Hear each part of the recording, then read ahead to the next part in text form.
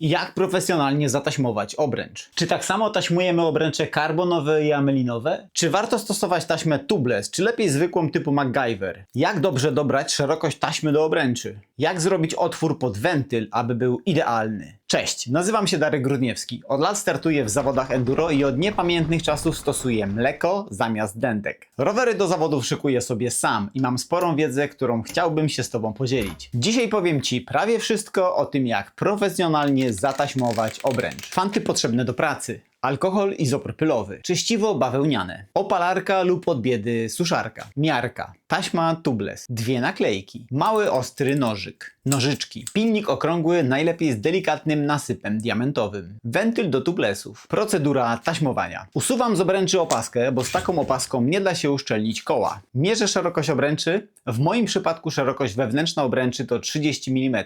Uwaga, sporo osób w takiej obręczy 30 mm poleci Wam taśmę o szerokości 30 mm. Ja nigdy tak nie polecę. Zawsze stosuję taśmę około 4 mm szersza niż szerokość wewnętrzna obręczy. Czyli dla tego koła zastosuję taśmę 34 mm.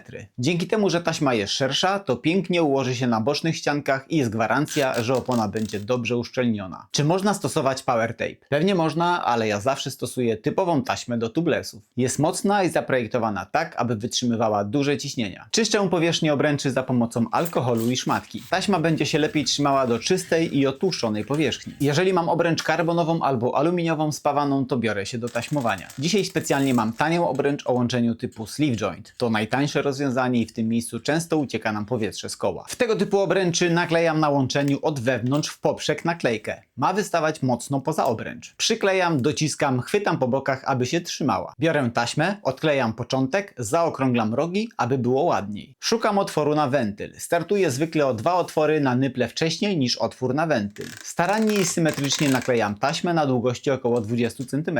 Biorę koło na podłogę i kładę obręcz między butami. Naklejam taśmę, jednocześnie mocno ją naciągając. Tak mocno, aby taśma równo i głęboko siadła w obręczy. Po zbliżeniu się do wentyla zajmuję się początkiem taśmy, którą wytłuściłem wcześniej paluchami. Nagrzewam taśmę opalarką i dociskam, aby ładnie siadła. Odtłuszczam. Taśmuję obręcz do końca, mijam otwór na wentyl i obejmuję taśmą jeszcze 2 otwory na nyple. Ucinam taśmę nożyczkami. Biorę opalarkę i szmatkę. Zaczynam dociskać taśmę na obręczy. Ciepło z opalarki powoduje, że twarda taśma ładnie siada i się układa. Robię mniej więcej 2 pełne obroty. Staranność popłaca. Tam, gdzie widać połączenie, naklejam naklejkę. Ugniatam, wygrzewam. Biorę nożyk i docinam naklejkę delikatnie jak najbliżej rantu. Teraz robimy otwór na wentyl. Dociskam taśmę tam, gdzie jest otwór na wentyl, aby jednoznacznie określić jego położenie. Nożykiem robię małe nacięcia od zewnątrz do wewnątrz. Ugniatam taśmę. Piłując lekko pilnikiem docinam idealnie taśmę. Piłuję tylko w stronę otworu. Nigdy odwrotnie. Tym sposobem zrobiłem idealny otwór i nie poszarpałem taśmy poza otworem. Montuję wentyl do tubelessów. Dobrze go przykręcam. Gotowe. Nie zwlekam z założeniem opony, bo ciśnienie pięknie dociśnie taśmę do obręczy. Czy to jest dla Ciebie wartościowe wideo? Chciałbyś, abym nagrał wideo, jak założyć twardą oponę DHI do tego z kaszkorem? Mam na to sprawdzone patenty. Jeśli wideo Ci się podobało, to proszę o like, sub i dzwonek. Dzisiaj było bez prądu. Hej. A nie, opalarka była na prąd.